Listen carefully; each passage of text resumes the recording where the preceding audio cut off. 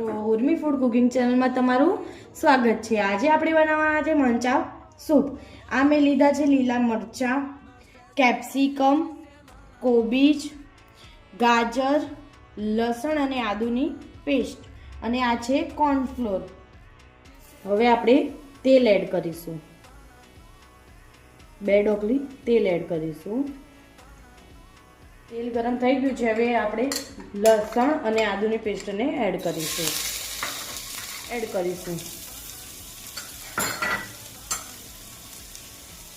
ગાજરને add કરીશું, capsicum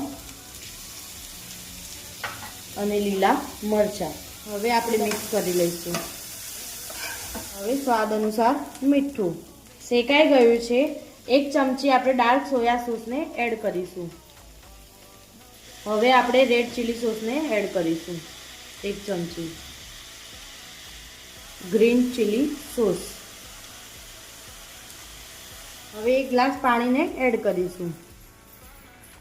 હવે કોર્નફ્લોરની પ્યુરીને add કરીશું। હવે આપણો સૂપ થઈ ગયો છે રેડી। હવે આપણે સર્વ કરીશું।